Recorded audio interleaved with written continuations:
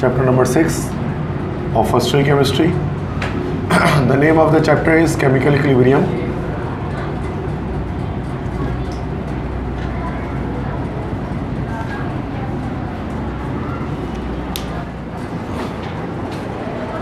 Okay, so chemical equilibrium actually deals with reversible reactions. So there are two types of reaction. One is reversible, one is irreversible. So chemical equilibrium is actually a state in a chemical reaction that actually exists in reversible reactions. ठीक है, तो we have two types of reactions. हमारे पास दो तरह के reactions होते हैं.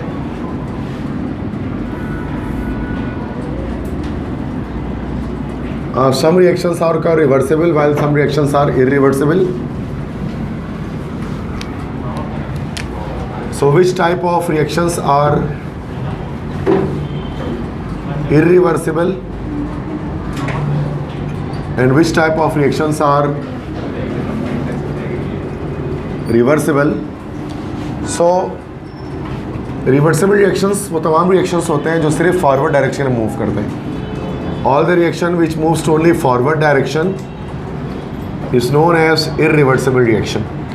जबकि रिवर्सिबल रिएक्शन वो होते हैं जो फॉरवर्ड डायरेक्शन के साथ साथ बैकवर्ड डायरेक्शन में ही मूव करते हैं. These type of reactions are called reversible reactions. ठीक है. इररिवर्सिबल रिएक्शन क्या होता है कि कभी ये कंप्लीशन की तरफ चला जाता है, 100% रिएक्टेंट प्रोडक्ट में कन्वर्ट हो जाता है, तो मैं कह सकते हैं कि it goes to completion. It goes to completion, ये कंप्लीट हो जाता है. It goes to completion. लेकिन reversible reaction never goes to completion. कभी भी ये कंप्लीट नहीं होता, कभी भी 100% रिएक्टेंट प्रोडक्ट में कन्वर्ट नहीं होता. ठीक है. इररिवर्सिबल रिएक्शन को हम एक एरो से शो करते हैं, सिंगल हेडेड एरो. जबकि रिवर्सिबल रिएक्शन जो हमारे पास होता है उसको हम डबल हेडेड एरो से शो करते हैं, लाइक दैट.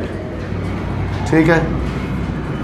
इररिवर्सिबल रिएक्शन में नो इक्विलिब्रियम स्टेट, इसके अंदर कोई इक्विलिब्रियम नहीं आती है. इक्विलिब्रियम को हम कभी भी इररिवर्सिबल रिएक्शन के अंदर नहीं पढ़ते, और रिवर्सिबल रिएक्शन में हमारे पास इक्विलिब्रियम स्टेट आती है. We have some equilibrium state. ठीक है. नेक्स्ट, इररिवर्सिबल रिएक्शन जो है ना, ज़्यादातर reactions, most of the reactions in nature are irreversible. जबकि वेरी फ्यू, बहुत थोड़े रिएक्शंस ऐसे हैं नेचर के अंदर जो कि रिवर्सिबल नेचर रखते हैं. ठीक है. फॉर एग्जांपल, मिसाल के तौर पे इररिवर्सिबल रिएक्शन बहुत सारी चीज़ें हो सकती हैं. जैसे कार्बन को आपने ऑक्सीजन के साथ रिएक्शन कराया, कार्बन डाइऑक्साइड बन गया. Now that's carbon dioxide can not be converted into again C+O2. Calcium carbonate लिया, आपने उसको हीट किया, कैल्शियम ऑक्साइड और कार्बन डाइऑक्साइड बना. अब इससे वापस इस रिएक्शन को आप लेकर नहीं जा सकते. These all are the irreversible reactions which shows that the reaction is moving in only forward direction. जबकि रिवर्सिबल रिएक्शंस क्या होते हैं जो फॉरवर्ड बैकवर्ड दोनों डायरेक्शन में मूव करते हैं. जैसे कि नाइट्रोजन और हाइड्रोजन का रिएक्शन आपने कराया और वह अमोनिया बन गया. अब ये फॉरवर्ड बैकवर्ड दोनों डायरेक्शन में रिएक्शन मूव कर सकता है. This is Haber's process. या सल्फर डाइऑक्साइड और ऑक्सीजन का रिएक्शन आपने कराया, सल्फर ट्राइऑक्साइड गैस बन गई. कॉन्टैक्ट प्रोसेस के अंदर ये रिएक्शन होता है. This is also reversible reactions. तो ये जो रिवर्सिबल रिएक्शंस है ना, उनके लिए ये चैप्टर बना है. This chapter is called chemical equilibrium. तो केमिकल इक्विलिब्रियम में ख़ास किस्म की एक स्टेट आती है जिसको हम लोग कहते हैं इक्विलिब्रियम स्टेट. इक्विलिब्रियम स्टेट का क्या मतलब होता है कि ये लाजमी को हर एक रिवर्सिबल रिएक्शन के अंदर लाजमी इक्विलिब्रियम स्टेट जो है वो एग्जिस्ट करेगा. इक्विलिब्रियम स्टेट कहते हैं किसे हैं कि the point where rate of forward reaction becomes equal to rate of backward reaction is called equilibrium state. तो जब फॉरवर्ड रिएक्शन की स्पीड बैकवर्ड रिएक्शन के बराबर हो जाए तो ऐसी स्टेट हमारे पास कहलाती है इक्विलिब्रियम स्टेट. और ये हमारे पास किस तरह की इक्विलिब्रियम होती है? It is a dynamic equilibrium. ये हमारे पास एक डायनामिक इक्विलिब्रियम होती है। डायनिक का मतलब ये होता है कि रिएक्शन ऐसा फील हो रहा होता है कि वो स्टॉप हो गया है, बट वो स्टॉप नहीं हुआ होता, वो फॉरवर्ड बैकवर्ड दोनों डायरेक्शन में सेम स्पीड पर चल रहा होता है। जैसे कि अगर हम एक एग्जाम्पल लिखते हैं, let's have an example like a reactant that is being converted into product capital P, ठीक है। और हम इसकी एक ग्राफ अगर हम इसको प्लॉट करें, लेट्स अगर हम ग्राफ प्लॉट करते हैं, ऑरिजिन हमारे पास आ गया, ये लेट्स से कि दिस इज़ द कंसंट्रेशन, ये y एक्सिस पे कंसंट्रेशन आ गई और x एक्सिस पे यहाँ पर हमने टाइम को ले लिया, वी हैव टाइम हियर। तो शुरू में क्या होगा कि रिएक्टेंट की कंसंट्रेशन ज़्यादा होती है जो आहिस्ता आहिस्ता करके कम होना शुरू होती है। तो रिएक्टेंट का इस तरह से कर्व हमने ड्रॉ कर दिया, तो आहिस्ता आहिस्ता ये डाउन हो रहा है, this is actually reactant. Product में क्या होता है? प्रोडक्ट शुरू में बिल्कुल ज़ीरो होता है, कम होता है, उसके बाद फाइनली वो बढ़ना शुरू हो जाता है आहिस्ता आहिस्ता उसकी स्पीड। तो शुरू में रिएक्टेंट के प्रोडक्ट बनने की स्पीड फास्ट होती है, बाद में स्लो डाउन हो जाती है। शुरू में प्रोडक्ट की रिएक्टेंट बनने की स्पीड स्लो होती है, बाद में फास्ट हो जाती है। यहाँ तक कि एक ऐसा पॉइंट आता है कि अब दोनों की स्पीड जो है ना वो सेम हो जाती है। जिस स्पीड से रिएक्टेंट प्रोडक्ट बन रहा होता है उसी स्पीड से प्रोडक्ट रिएक्टेंट बन रहा होता है। रेट एक कांस्टेंट हो जाकर हो जाता है हमारे पास। इस पॉइंट को हम लोग कहते हैं इक्विलिब्रियम स्टेट या इक्विलिब्रियम पॉइंट। तो एक ऐसा पॉइंट किसी रिवर्सिबल रिएक्शन के अंदर जहाँ पर फॉरवर्ड और बैकवर्ड दोनों रिएक्शंस की स्पीड इक्वल हो जाए, बराबर हो जाए, उस स्टेट को हम लोग केमिस्ट्री में कहते हैं इक्विलिब्रियम स्टेट।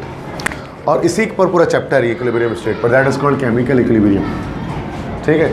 तो ये सिर्फ रिवर्सिबल रिएक्शंस पर अप्लाई होगा। तो फर्स्ट ईयर के मुश्किल चैप्टर से एक चैप्टर था ये, अक्सर अगर आप इसको पढ़ाओ तो बहुत कम स्टूडेंट्स इसको कॉन्सेप्ट बना पाते हैं कि उसके अंदर चल क्या रहा है।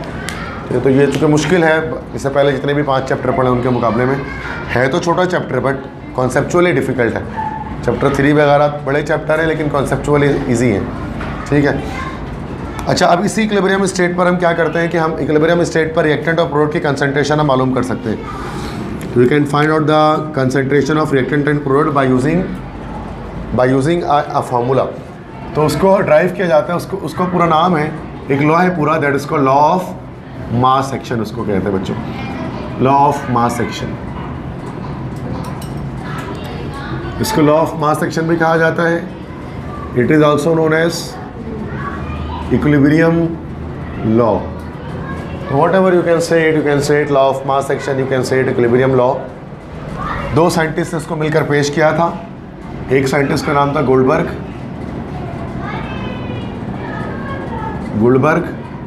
और दूसरे साइंटिस्ट का नाम था Waage. Guldberg and Waage were the 2 scientist who actually propose law of mass action. ये दोनों स्कैंडिनेवियन केमिस्ट थे।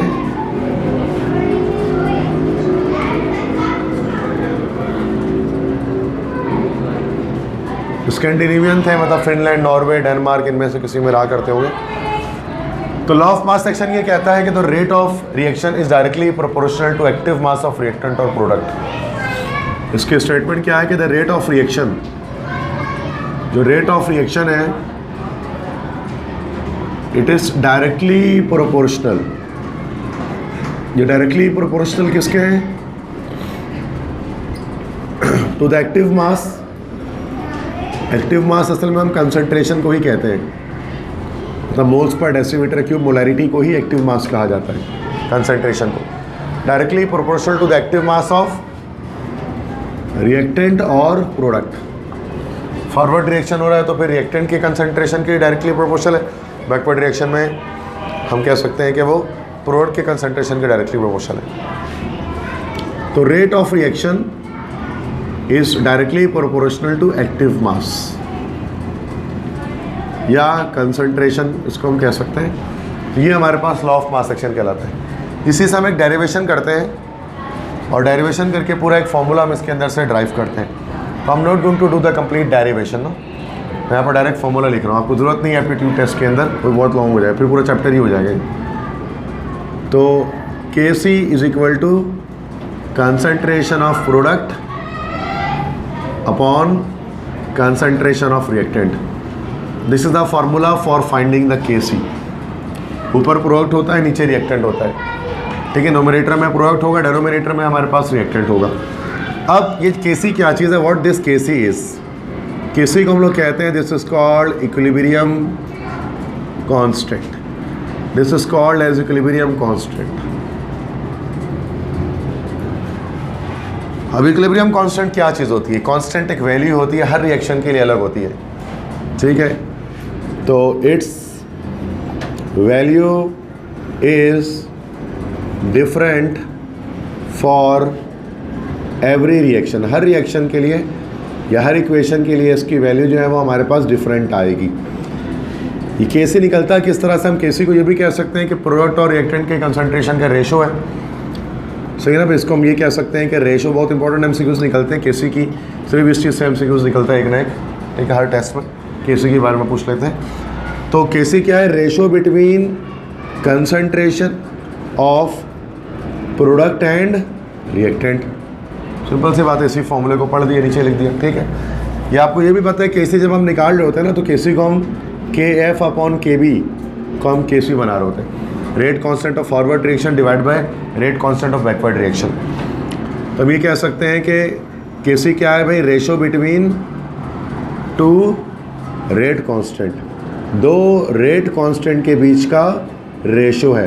अब वो दो रेट कांस्टेंट क्या है, के एफ है और एक के बी है। जब डेरिवेशन करते हैं तो उसमें इससे एक स्टेप पीछे यही आ रहा होता है, के एफ अपॉन के बी को, जिसको के ए अपॉन के बी, कुछ बच्चे के वन अपॉन के टू कर देते हैं, हर नोट्स में हर कोचिंग में अलग तरह से सिखाया जाता है इंटर में, तो आप उस लिहाज से उसको रेट मतलब उसको मिक्स करके आप के सी कर देते हैं, क्योंकि दो कांस्टेंट को मिलाकर एक नया कांस्टेंट बन सकता है, ठीक है जी बच्चों। नेक्स्ट इसमें और क्या बात याद रखेंगे बच्चों आप लोग के, के सी की यूनिट क्या होती है, तो यूनिट ऑफ के सी डिपेंड्स अपॉन इक्वेशन, केसी की यूनिट इक्वेशन पर डिपेंड करती है, हर इक्वेशन के लिए अलग इसकी यूनिट निकलती है, ठीक है। तो अभी भी हम देख लेंगे कैसे निकाला जाता है, ठीक है, निकालना पड़ता है उसको, केसी की यूनिट को, फिक्स यूनिट कोई नहीं होती है। इसी की बात, केसी के बारे में एक बात याद रखें कि इसकी वैल्यू कंसंट्रेशन से इंडिपेंडेंट होती है, बहुत इंपॉर्टेंट पॉइंट है। It's value is independent of concentration, मतलब कंसंट्रेशन को कम या ज़्यादा करने से केसी की वैल्यू पर कोई फ़र्क नहीं पड़ता, कंसंट्रेशन से इंडिपेंडेंट है, कंसंट्रेशन जितना भी हो, लेकिन टेम्परेचर केसी डिपेंड किस पे करती है, वैल्यू ऑफ केसी डिपेंड किस पे करती है, depends upon temperature, temperature dependent होती है। अब किस तरह से टेम्परेचर डिपेंडेंट होती है, सिंपल याद रखिएगा कि value of KC becomes double after 10 degree centigrade rise in temperature for first order reactions, for first order reactions। तो फर्स्ट ऑर्डर रिएक्शंस जितने भी होते हैं, अभी मैं ऑर्डर ऑफ रिएक्शन आपको बताता हूँ क्या होता है थोड़ी देर में, बहुत इंपॉर्टेंट एमसीक्यूज निकलता है ऑर्डर ऑफ रिएक्शन से भी। तो फर्स्ट ऑर्डर रिएक्शंस के लिए केसी की वैल्यू डबल हो जाती है after every 10 degree centigrade rise in temperature. मतलब अगर किसी, जैसे कि आप मान लेते हैं कि इसको हम लोग एक रूल कहते हैं, that is called thumb rule, इसी को थंब रूल कहा जाता है, जनरल रूल ऑफ थंब भी कहा जाता है, कि केसी की यूनिट, केसी की भी, उसके अलावा बाकी तमाम कैपिटल के साथ भी ऐसे ही होता है, मतलब सेम यही वाली बात आप ना कैपिटल के साथ रेट कांस्टेंट के साथ भी लगा सकते हैं कि रेट कांस्टेंट की वैल्यू, केसी की वैल्यू, केएसपी की वैल्यू, ये तमाम values her 10 degree centigrade rise in temperature पे डबल हो जाती है। जैसे कि एक एमसीक्यूज़ में यहाँ पर बनाता हूँ, the value of KC is 25 at 10 degree centigrade, what will be the value of Kc, the value of Kc at 20 degree centigrade। चार ऑप्शन दे देता हूँ इसमें, एक दे देता हूँ 25, दूसरा दे देता हूँ 12.5, तीसरा देता हूँ 50, 100। तो क्या ऑप्शन होगा हमारे पास, 50 हो जाएगा। कह रहे हैं कि केसी की वैल्यू 25 से 10 डिग्री पर, पता है 20 डिग्री पर केसी की वैल्यू कितनी होगी, तो आप डबल कर दें केसी को, 2 टाइम्स कर दें, तो 25 टू 50 हो गया हमारे पास, तो this is the correct answer. इस तरह से एमसीक्यू इस वाले पॉइंट से बन जाता है। तो हर 10 degree centigrade rights in temperature पर केसी की वैल्यू डबल हो जाती है। उसका मतलब Kc, the value of Kc depends upon temperature, concentration पे डिपेंड नहीं करती। या अगर इसी तरह से एक MCQ इस तरह से आ जाता कि the value of Kc is 25, what will be the value of Kc if the concentration of reactant is doubled? तो पहला कर देगा तो रिमेन सेम, दूसरा हाफ्ड, तीसरा कर देते हैं डबल्ड, और चौथा कर देते हैं डी ऑप्शन कर देते हैं 4 टाइम्स, ये इंक्रीज 4 टाइम्स। तो क्या आंसर होगा? रिमेन सेम होगा ए ऑप्शन, बिकॉज हम जानते हैं कि केसी की जो वैल्यू है ना वो कंसंट्रेशन पर डिपेंड नहीं करती, आप उसको कितना भी बढ़ा दे कम कर दे ना। तो ये इजी MCQs होते हैं, इतने मुश्किल नहीं है, बस ये कॉन्सेप्ट हमें यहाँ से पता होना चाहिए किस पर इंडिपेंडेंट है और किस पर डिपेंड कर रही है। ठीक है बच्चों, समझ में आ गई बात? इक्विलिब्रियम कांस्टेंट के वास्ते मैंने बताया केसी के बारे में कुछ इंपॉर्टेंट पॉइंट्स मैंने आपको बता दिए कि क्या क्या चीज़ें आपको याद रखनी है। अब नेक्स्ट ये बच्चों कि केसी जो है हमारे पास, उसकी यूनिट्स किस तरह निकाली जाती हैं, what are the units of KC. ठीक है, यूनिट्स ऑफ केसी पे बात करते हैं। तो केसी की यूनिट निकालनी पड़ती है। तो यूनिट्स ऑफ केसी को काम करता हूँ कि मैं उसको ऑर्डर ऑफ रिएक्शन के साथ ही आपको बता देता हूँ, ऑर्डर ऑफ रिएक्शन के साथ बता देता हूँ, तो सिंपल है, समझ में आ जाएगा। या first order, second order reactions, चलो बताया। तो यूनिट्स ऑफ केसी हेडिंग डाल लेता हूँ, यूनिट्स ऑफ केसी। अब केसी की यूनिट क्या निकलेगी? अगर मैं एक रिएक्शन लिख लेता हूँ, लेट्स से कि H2 plus I2, it is forming 2HI। ये हमारे पास इक्वेशन आ गई, इसका रेट एक्सप्रेशन बनाना पड़ेगा। इक्विलिब्रियम एक्सप्रेशन कैसे बनेगी इसकी? Kc equal to product upon reactant, product HI है और जो मोलर कोफिशिएंट होता है वो एक्सपोनेंट बन जाता है, पता है आपको, स्क्वायर बन जाएगा, जो मोल होगा उसके बाद H2 और I2। ये जो हमारे पास एक्सप्रेशन बन है पूरी, इसको हम लोग कहते हैं this is called equilibrium expression, this we called equilibrium expression. ठीक है, जो हमारे पास यहाँ पर बनी है। अब इसमें केसी की यूनिट निकालनी है हमें, तो निकाल लेते हैं। देखो इसकी मोलैरिटी होती है, मतलब मोलैरिटी होती है ना, कैपिटल M कंसंट्रेशन की यूनिट होती है। तो ये मोलैरिटी का स्क्वायर हो गया और ये मोलैरिटी इंटू मोलैरिटी हो गया और कट गया आपस में। तो यहाँ पर केसी की क्या निकली भाई? No unit. तो अब ये सही साबित हुआ कि अगर रिएक्टेंट और प्रोडक्ट के नंबर ऑफ मोल्स बराबर हो तो उससे कोई यूनिट नहीं निकलती। देखो यहाँ पर भी 2 मोल्स थे, यहाँ पर भी 2 मोल्स हैं, दैट्स वाई कि यूनिट ऑफ केसी, कोई भी यूनिट केसी के हमारे पास नहीं निकली, जो कट गए मोलैरिटीज़। लेकिन कभी कभार निकल भी सकते हैं। जैसे कि इक्वेशन लिख लेता हूँ, PCl5 ये बन जा रहा है PCl3 + Cl2। इसकी रेट एक्सप्रेशन बनाते हैं, Kc equal to PCl3 Cl2 upon PCl5। अब देखो this is molarity, this is molarity and this is also molarity. तो मोलैरिटी मोलैरिटी कट गई। तो यहाँ जो यूनिट हमारे पास निकली, यूनिट ऑफ केसी, वो क्या निकली? सिर्फ एक कैपिटल M निकला, मोल पर DMQ भी कह सकते हैं उसको, समझ गए? तो उसका मतलब यहाँ पर मैंने क्या बताया कि जो यूनिट है ना केसी की, डिपेंड्स अपॉन इक्वेशन, वो इक्वेशन पर डिपेंड कर रही है। वैसे ही हम नहीं बता सकते हैं कि केसी की यूनिट है, निकालनी पड़ती है। वो उसको देखते हुए रेट एक्सप्रेशन बनाएंगे, इक्विलिब्रियम एक्सप्रेशन, उसके बाद वहाँ से केसी निकालेंगे। ठीक है, दैट्स वेरी सिंपल। अब इसके बाद एक चीज़ हमें ये भी पता है ना कि अगर गैसियस इक्विलिब्रियम हो, अगर गैसियस इक्विलिब्रियम हो, मतलब मान लो कि बेटा ये जो सारे रिएक्टेंट प्रोडक्ट सब गैसेस में हो, जैसे मान लेते हैं कि N2 + H2 it forms 2NH3। अब यहाँ पर ये भी गैस में है, हाइड्रोजन भी गैस में है, अमोनिया भी गैस में। तो this is actually a gaseous equilibrium. एक होमोजेनस इक्विलिब्रियम है जिसके अंदर सारे जो रिएक्टेंट्स और प्रोडक्ट्स हैं वो गैशियस स्टेट में है, तो ये हमारे पास गैशियस इक्विलिब्रियम है।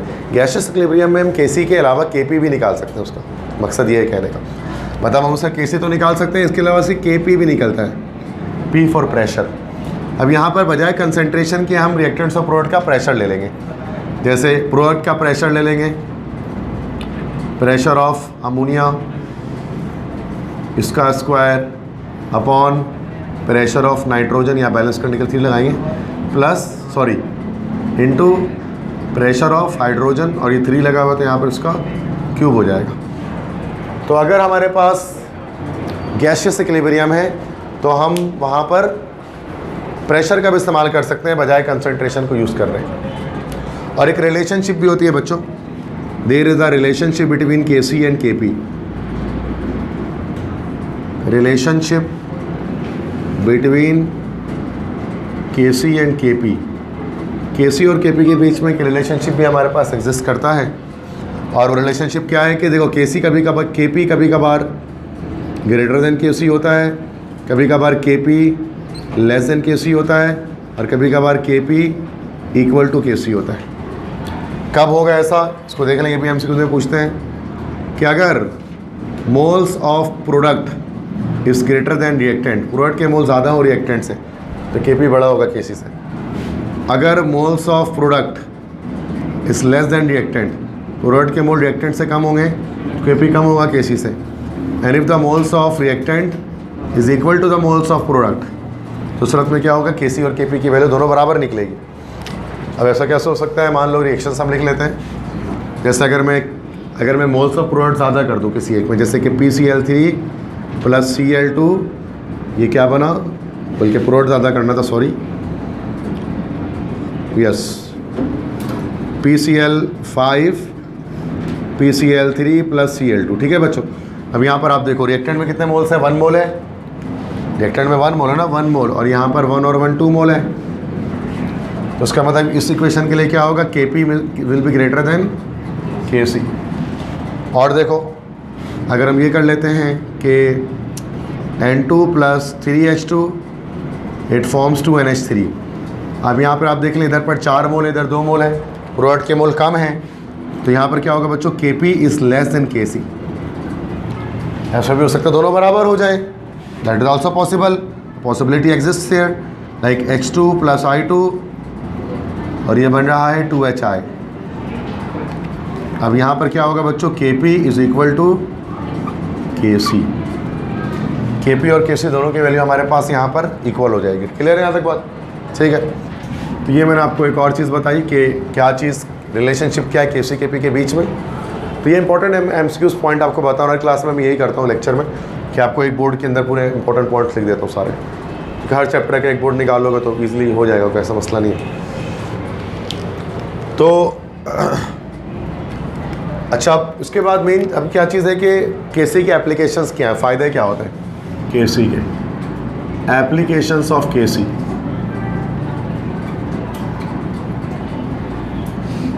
Kc के 2 फ़ायदे होते हैं बच्चों। पहला तो ये आपको बताता है एक्सटेंट ऑफ रिएक्शन, या स्पीड ऑफ रिएक्शन कह लो, शॉर्टकट कर रहा हूँ थोड़ा सा इस टॉपिक को। स्पीड ऑफ रिएक्शन बताता है ये आपको Kc की वैल्यू। कैसे, अगर Kc की वैल्यू वेरी लो है, सॉरी, अगर बहुत बड़ी वैल्यू है, Kc की वैल्यू अगर वेरी हाई है, वेरी बिग है, तो उस तरफ में क्या होगा, रिएक्शन फास्ट होगा। अगर Kc की वैल्यू वेरी स्मॉल है तो उस तरफ रिएक्शन स्लो होगा, और अगर Kc की वैल्यू मॉडरेट है तो रिएक्शन भी हमारे पास कैसा होगा, भी मॉडरेट होगा, रिएक्शन की स्पीड भी मॉडरेट होगी। जैसे मिसाल के तौर पे अगर हम एक इक्वेशन लें कि Kc की वैल्यू वेरी बिग से मुराद 10 की पावर समथिंग में Kc की वैल्यू अगर आ जाए, 10 की पावर समथिंग में आ जाए, जैसे ओजोन का बनना, ऑक्सीजन गैस होती है, जब इस पर लाइटनिंग स्ट्राइक करती है तो ये ओजोन बन जाता है 14,000 फीट ऊपर ज़मीन से। तो ये हमारे पास 3 हो गया, 2 हो गया, बैलेंस कर लिया। इसकी Kc की वैल्यू आती है बच्चों 10 की पावर 55। तो 10 की पावर 55 बहुत बड़ी वैल्यू है। तो इसका मतलब ये जो रिएक्शन होगा हमारे पास वो बहुत फास्ट होगा। ठीक है बच्चों। इस तरह से अब कोई रिएक्शन अगर किसी की वैल्यू बहुत कम आ जाए, जैसे H2 + F2 it forms 2HF। अब इसकी जो Kc की वैल्यू है वो 10 की पावर -13 है, तो बहुत छोटी वैल्यू है, तो ये रिएक्शन कैसा हो जाएगा हमारे पास, स्लो हो जाएगा। इस तरह से अगर कोई नॉर्मल वैल्यू वाली आ रही है, इसकी वैल्यू मॉडरेट है, ना बहुत ज़्यादा है ना बहुत कम है, इस तरह की जैसे एसिडिफिकेशन की रिएक्शंस हमारे पास होते हैं, जो भी एसिडिफिकेशन वाले रिएक्शन होते हैं ना भाई, CH3 COOH + C2H5OH, ये बनाते हैं CH3 COO C2H5 + water. Acidification इस तरह का रिएक्शन होता है। इसके लिए Kc की वैल्यू हमारे पास क्या आती है बच्चों, 4 आती है। इससे क्या पता लगता है कि इसकी ना वैल्यू ना बहुत ज़्यादा है ना बहुत कम है, इसकी मॉडरेट वैल्यू है, तो इसका एक मॉडरेट रेट ऑफ रिएक्शन होगा हमारे पास। तो एक तो ये चीज़ हमें बताती है Kc की वैल्यू कि आखिर का रिएक्शन फास्ट है क्या स्लो है। दूसरा हमें ये डायरेक्शन ऑफ रिएक्शन भी बताती है, डायरेक्शन ऑफ रिएक्शन। ये हमें डायरेक्शन ऑफ रिएक्शन कैसे बताएगा बच्चों, उसमें हमें कैपिटल Q की वैल्यू निकालनी, मतलब हमें एक रिएक्शन दे दिया जाता है, उसकी किसी भी तरफ से किसी भी तरह से किसी भी एक पॉइंट पर उसकी कंसंट्रेशन दे दी जाती है, और Kc भी दे दिया जाता है, बोलता है बताओ रिएक्शन फॉरवर्ड जा रहा है कि बैकवर्ड आ रहा है। उसके लिए हमें इनिशियल कंसंट्रेशंस निकालने पड़ते हैं या रिएक्शन कोशेंट निकालना पड़ता है। इससे के लिए हमें एक चीज़ निकालनी पड़ती है, this is called reaction quotient. तो रिएक्शन कोशेंट को हम कैपिटल Q से शो करते हैं, और ये सेम उसी तरह से निकलता है, Q = प्रोडक्ट अपॉन रिएक्टेंट, जैसा Kc निकलता है। अब आप बोलोगे सर ऐसा है तो फिर Kc में और उसमें फ़र्क क्या है, तो Kc जो है वो सिर्फ इक्विलिब्रियम पर है, और रिएक्शन कोशेंट जो है ना वो किसी भी पॉइंट पर निकाल सकते हैं, एट एनी पॉइंट। रिएक्शन में किसी भी पॉइंट पर ही निकल सकता है हमारे पास, at any point you can find the reaction quotients. तो फिर हम क्या करते हैं, उसको Kc से कंपेयर करते हैं। कभी कभार ऐसा होता है Q की वैल्यू बड़ी आती है Kc से, इसका मतलब रिएक्शन हमारे पास कैसा हो रहा होता है, बैकवर्ड मूव कर रहा होता है। अगर Q की वैल्यू लेस देन Kc आ जाए तो रिएक्शन कैसा मूव कर रहा होगा भाई, फॉरवर्ड मूव कर रहा होगा। मिसाल के तौर पे अगर एक MCQs नहीं बता रहा, ऐसे ही बता दे रहा हूँ तुम्हें, MCQs तो नहीं बनाऊँगा। जैसे कि रिएक्शन कोशेंट एक का दे दिया गया भाई कि इनिशियल कंसंट्रेशंस, रिएक्शन कोशेंट एक रिएक्शन का 10 है और उससे Kc की वैल्यू 15 है, तो बताइए रिएक्शन फॉरवर्ड मूव कर रहा है क्या बैकवर्ड। तो रिएक्शन कोशेंट 10 है और Kc की वैल्यू 15 है, तो रिएक्शन कोशेंट की वैल्यू कम है, Q is less than Kc, तो क्या हो जाएगा, फॉरवर्ड मूव कर रहा होगा। समझ गए ना, इस तरह के MCQs आते हैं ईजी से, मतलब तो घुमा फिरा के करने की ज़रूरत नहीं है फिर ना, उसको फिर सिंपल हो जाएगा। ठीक है बच्चों, क्लियर है। तो ये हमारे पास Kc का टॉपिक यहाँ पर जैसे कि बता दिए, Kc की एप्लीकेशंस क्या थे, 2 एप्लीकेशन से वेरी शॉर्ट हैंड पे मैंने आपको बताया, बहुत ईजी बात है, बहुत बेसिक बात है। अब इसके बाद हमारे पास एक प्रिंसिपल होता है, that is called Le Chatelier's principle. ये आता है, लॉन्ग क्वेश्चन है, शॉर्ट करके इसको पढ़ते हैं।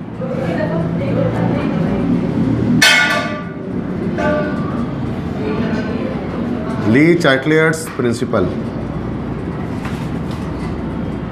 इसको मैं यहाँ पर लिख देता हूँ, काफ़ी बड़ा है ये।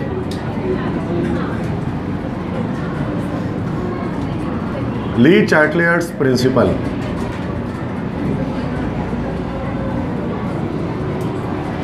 ली चार्टलियर प्रिंसिपल आपसे क्या बात करता है, ये आपसे कहता है कि भाई जो रेट ऑफ रिएक्शन है ना, सॉरी जो हमारे पास दैट इज़ जो इक्विलिब्रियम है, इक्विलिब्रियम को हम डिस्टर्ब कर सकते हैं बाय अप्लाइंग स्ट्रेस। ठीक है, तो कहता है कि द इक्विलिब्रियम, अगर कोई रिएक्शन इक्विलिब्रियम पे, जब इक्विलिब्रियम में पहुंच जाता है तो रिएक्शन स्टॉप हो जाता है, रुक जाता है। ठीक है, चूँकि फॉरवर्ड बैकवर्ड सेम स्पीड पर चल रहे हैं, बताया मैंने।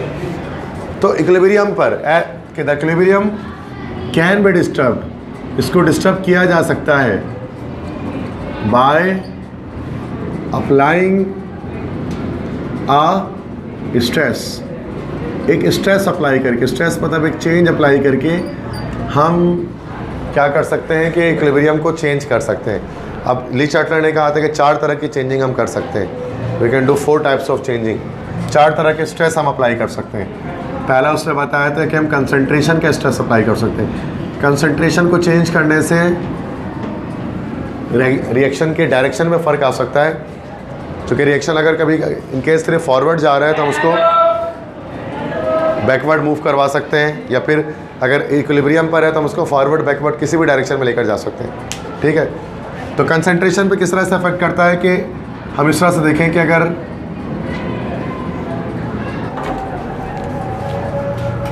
तो ए ऑप्शन, तो ली चार्टलेट्स प्रिंसिपल क्या करता है, कहता है कि अगर कोई रिएक्शन, अगर कोई सिस्टम अगर इक्विलिब्रियम पर है तो उसके इक्विलिब्रियम को डिस्टर्ब कर सकते हैं, रिएक्शन को फॉरवर्ड बैकवर्ड मूव कर सकते हैं बाय अप्लाइंग सम स्ट्रेस। 4 तरह के स्ट्रेस अप्लाई कर सकते हैं। सबसे पहला, अगर रिएक्टेंट की कंसंट्रेशन को इंक्रीज करेंगे तो रिएक्शन कैसा जाएगा बच्चों, याद रखना है, फॉरवर्ड।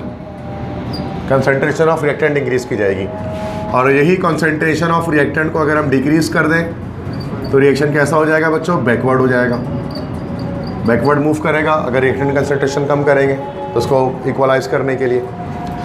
अगर concentration of product is increased, product की कंसंट्रेशन बढ़ाओगे तो रिएक्शन कैसा हो जाएगा पता है, बैकवर्ड। और अगर concentration of product is decrease तो क्या हो जाएगा, फॉरवर्ड, ठीक है। तो ये तो पहला कंसंट्रेशन का इफेक्ट है। दूसरा इफेक्ट किसका है बच्चों, second effect is of temperature, temperature का effect, effect of temperature, temperature. अच्छा, टेम्परेचर का इफेक्ट बच्चों किसमें होगा, थर्मोकेमिकल रिएक्शंस में। मैंने आपको बताया था थर्मोकेमिकल रिएक्शंस 2 तरह के होते हैं चैप्टर 5 में पिछली क्लास में, एंडोथर्मिक, एक्सोथर्मिक, ठीक है ना। ये सारी चीज़ें आप नोट डाउन कर लिया करें घर जाके, ताकि आपको रिवाइज करने में आसानी हो। बहुत ज़्यादा नहीं लिखता मैं, एक ही बोर्ड पढ़ता हूँ सिर्फ। तो टेम्परेचर की जब बात करेंगे तो टेम्परेचर के लिहाज से 2 तरह के रिएक्शन है। तो टेम्परेचर, हमारे पास टेम्परेचर के लिहाज से 2 टाइप के रिएक्शन है। First is called endothermic reaction, the second is called exothermic reaction, ठीक है। मतलब एंडोथर्मिक, एक्सोथर्मिक, आपको इसका फर्क इजीली पता है कि एंडोथर्मिक में हीट एब्जॉर्ब होती है, एक्सोथर्मिक में रिलीज होती है। अब एंडोथर्मिक रिएक्शन के अंदर टेम्परेचर दोनों कर सकते हैं भाई, हाई भी कर सकते हैं, लो भी कर सकते हैं। एक्सोथर्मिक में भी टेम्परेचर हाई भी कर सकते हैं और लो भी कर सकते हैं। अगर टेम्परेचर हाई होगा तो एंडोथर्मिक रिएक्शन कैसा मूव करेगा बच्चों, फॉरवर्ड। और अगर लो होगा तो एंडोथर्मिक रिएक्शन में रिवर्स मूवमेंट होगी, बैकवर्ड मूवमेंट होगी, ठीक है। रिएक्शन की बैकवर्ड मूव करेगा प्रोडक्ट से रिएक्टेंट साइड पे। एक्सोथर्मिक रिएक्शन में अगर हाई टेम्परेचर होगा तो रिएक्शन रिवर्स या फिर बैकवर्ड डायरेक्शन में मूव करेगा। और अगर एक्सोथर्मिक रिएक्शन में रिएक्शन के टेम्परेचर को लो करेंगे तो कैसा होगा, रिएक्शन फॉरवर्ड मूव करेगा। तो ये आपको याद रखना है, टेम्परेचर का फैक्टर है। शॉर्टकट में मैंने लिख दिया, वरना पूरा डिटेल पैराग्राफ लिखते थे फर्स्ट ईयर में आप इसको। नेक्स्ट उसके बाद सी है, दैट इज कॉल्ड प्रेशर। अब बच्चों प्रेशर का क्या इफेक्ट है, देखो प्रेशर का इफेक्ट है ओनली फॉर गैसियस इक्विलिब्रियम। यहाँ पर मैं लिख देता हूँ, ओनली फॉर गैसियस इक्विलिब्रियम। याद रखो, अगर एक भी लिक्विड या सॉलिड आ जाए रिएक्टेंट या प्रोडक्ट में तो प्रेशर का कोई इफेक्ट नहीं होता इक्विलिब्रियम ऑफ रिएक्शन में, ठीक है। तो एक भी लिक्विड या सॉलिड नहीं आना है, सारे के सारे हमारे पास गैसेस आने हैं। अगर सारे गैसेस आ जाएं तो फिर क्या होगा, क्या फ़र्क पड़ेगा, तो उसके लिए हमारे पास केसेस है। There are we have some cases. Case number 1, 3 cases है। केस नंबर 1, अगर रिएक्टेंट, मोल्स ऑफ रिएक्टेंट, अगर moles of reactant is equal to moles of product, अगर रिएक्टेंट के मोल्स प्रोडक्ट के मोल के बराबर हैं, सिचुएशन ये आ सकती है जैसे कि अगर आज गया H2 + I2 it forms 2HI, तो ये सारे गैसेस हैं और इसमें रिएक्टेंट के भी 2 मोल है, प्रोडक्ट के भी 2 मोल है। तो इस केस में, इस सिनेरियो में क्या होगा बच्चों के, no effect of pressure, pressure का कोई इफेक्ट नहीं होगा इक्विलिब्रियम पर अगर रिएक्टेंट और प्रोडक्ट के मोल सेम आ जाए। This is the case number 1, first case है ये, जैसे यहाँ पर दोनों के बराबर है। केस नंबर 2 में क्या हो सकता है, सेकंड केस में वही, जैसे कि मोल्स ऑफ प्रोडक्ट को ज़्यादा कर दूँ, मोल्स ऑफ रिएक्टेंट्स है, जैसे कि प्रोडक्ट के मोल ज़्यादा हो रिएक्टेंट्स है, जैसे PCl5 ये बना PCl3 + Cl2। तो अब इस तरह के इक्वेशन में क्या होगा, हाई प्रेशर, प्रेशर को अगर तुम हाई करोगे तो रिएक्शन जाएगा बैकवर्ड, और लो करोगे तो रिएक्शन आ जाएगा फॉरवर्ड, सही है। अगर प्रोडक्ट के मोल ज़्यादा हो, रिएक्टेंट के मोल कम हो, इसी का तीसरा केस क्या निकल सकता है, आप खुद समझ सकते हैं कि moles of product is less than moles of reactant. Product के मोल रिएक्टेंट के मोल से अगर कम हो, जैसे कि हेबर प्रोसेस करते हैं, N2 प्लस 3H2, यह बना 2NH3। अब देख सकते हैं प्रोडक्ट के मोल कम है, 2 मोल है, रिएक्टेंट के मोल ज़्यादा है, 4 मोल हैं। अब इस केस में क्या होगा कि जब हाई प्रेशर करेंगे तो रिएक्शन बैकवर्ड नहीं मूव करेगा, बल्कि ये हमारे पास फॉरवर्ड मूव करेगा, ठीक है। और जब लो प्रेशर करेंगे तो बैकवर्ड कर लेगा। मतलब मैं सारा नहीं लिख रहा हूँ, ठीक है, समझ गए आप, मतलब मेन सेंस बनाना है। डी आखिरी केस क्या है बच्चों, कैटलिस्ट। कैटलिस्ट का सिंपल याद रखो, कैटलिस्ट डायरेक्शन ऑफ रिएक्शन पे कोई इफेक्ट नहीं करेगा, सिर्फ क्या करेगा, ओनली अल्टर, सिर्फ तब्दील करेगा स्पीड या स्वेल्डन, स्पीड ऑफ रिएक्शन, रिएक्शन के स्पीड को सिर्फ जो है वो अल्टर करेगा। मतलब कोई ऐसा कैटलिस्ट नहीं है जो फॉरवर्ड को बैकवर्ड कर दे, बैकवर्ड को फॉरवर्ड कर दे, या इक्विलिब्रियम पे रिएक्शन है उसकी डायरेक्शन पे फ़र्क डाले नहीं। कैटलिस्ट सिर्फ क्या कर सकता है कि रिएक्शन फॉरवर्ड मूव कर रहा है तो उस फॉरवर्ड रिएक्शन की स्पीड को इंक्रीज़ कर देगा, बैकवर्ड मूव कर रहा है तो बैकवर्ड रिएक्शन की स्पीड को बढ़ा देगा, ठीक है। मतलब कोई ये इस तरह नहीं कह सकते हैं कि वो किसी तरह से रेट ऑफ रिएक्शन के अंदर कोई जो है वो मतलब डायरेक्शन ऑफ रिएक्शन में वेरिएशन करेगा। बात समझ में आ गई बच्चों। अब इसी के अंदर हमारे पास 2 केसेस होते हैं, अप्लाई होते हैं, हेबर प्रोसेस, कॉन्टैक्ट प्रोसेस, ठीक है। अब इसी की एप्लीकेशंस हमारे पास ली चार्टलेट प्रिंसिपल के एप्लीकेशंस होते हैं। एप्लीकेशंस ऑफ ली चार्टलेट्स प्रिंसिपल दो चीज़ों पर ये अप्लाई हमारे पास होता है, 2 तरह के इक्वेशंस पर। पहला तो हमारे पास क्या होता है, हेबर्स प्रोसेस। हेबर्स प्रोसेस में आप जानते हैं अमोनिया बनाते हैं, काफ़ी टाइम बोर्ड में 4-5 बार ये क्वेश्चन में लिख चुका हूँ मैं। ये हेबर प्रोसेस क्या होता है, N2 plus 3H2 it forms 2NH3, और ये इसमें डेल्टा H की वैल्यू नेगेटिव होती है, एक एक्सोथर्मिक रिएक्शन होता है। तो अब इसमें अगर आपको मैक्सिमम अमाउंट ऑफ अमोनिया की फॉर्मेशन करनी है तो आपको फॉरवर्ड रिएक्शन मूव करवाना है। फॉरवर्ड करवाने के लिए कंसंट्रेशन 4 केस करेंगे। सबसे पहले तो concentration of nitrogen and hydrogen is increase, इसकी कंसंट्रेशन बढ़ा देंगे, क्योंकि रिएक्टेंट की कंसंट्रेशन इंक्रीज हो गई तो फॉरवर्ड रिएक्शन जाएगा। दूसरा, आप चूँकि एक्सोथर्मिक रिएक्शन है तो टेम्परेचर कैसा रखेंगे, लो टेम्परेचर रखेंगे। सी, रिएक्टेंट के मोल कम है, प्रोडक्ट के मोल ज़्यादा है, तो कैसा प्रेशर रखेंगे, हाई प्रेशर रखेंगे। और डी, यहाँ पर कैटलिस्ट यूज़ करते हैं, वो कैटलिस्ट क्या यूज़ करते हैं, फाइनली डिवाइडेड आयरन, लोहे के छोटे छोटे पीसेस हैं, वो रिएक्शन वो इस्तेमाल करते हैं एज अ कैटलिस्ट, रिएक्शन को स्पीड अप करने के लिए, फास्ट करने के लिए। एक और हमारे पास प्रोसेस के अंदर क्या होता है बच्चों, कॉन्टैक्ट प्रोसेस। सुना होगा, सल्फ्यूरिक एसिड की मैन्युफैक्चरिंग की जाती है कॉन्टैक्ट प्रोसेस के जरिए। बाकी सेकेंडरी में तो पूरी डिटेल है कॉन्टैक्ट प्रोसेस की, ठीक है। तो कॉन्टैक्ट प्रोसेस में क्या होता है बच्चों, लाइक इसमें सल्फर डाइऑक्साइड है, सल्फर डाइऑक्साइड का रिएक्शन ऑक्सीजन से होता है और ये हमारे पास बना लेता है सल्फर ट्राइऑक्साइड गैस। अच्छा, और ये भी हमारे पास, इसका रिएक्शन भी हमारे पास डेल्टा H नेगेटिव होता है, और डेल्टा H नेगेटिव होगा तो रिएक्शन एक्सोथर्मिक होगा, ये भी एक्सोथर्मिक है, तो उसमें भी सारे यही चीज़ें अप्लाई कर लेते हैं। मतलब किसका कंसंट्रेशन इंक्रीज़ कर देंगे, रिएक्टेंट का, ज़्यादा अगर हमें SO3 गैस चाहिए तो concentration of SO2 and O2 is increased, इसको बढ़ा देंगे। टेम्परेचर, अब चूँकि एक्सोथर्मिक है तो इसमें भी कैसा टेम्परेचर रखेंगे, लो टेम्परेचर। इसमें भी रिएक्टेंट के मोल कम है, प्रोडक्ट के मोल कम है, रिएक्टेंट के मोल ज़्यादा है, तो प्रेशर कैसा करना पड़ेगा, केस 3 के लिहाज से हाई प्रेशर करना पड़ेगा। और इसमें हम कैटलिस्ट क्या यूज़ करेंगे, कैटलिस्ट इसके हम लोग यूज़ करते हैं V2O5, वेनेडियम पेंटाऑक्साइड, ठीक है। तो ये हमारे पास यहाँ पर मैंने आपको डिस्कस किया अबाउट चैप्टर 6। यहाँ पर चैप्टर 6 कंप्लीट नहीं होता है, इसमें एक छोटा सा एक टॉपिक है that is called ionic equilibrium का। आयनिक इक्विलिब्रियम में सॉल्युबल प्रोडक्ट जिसको हम कहते हैं, तो वो फिर हम नेक्स्ट क्लास में करेंगे।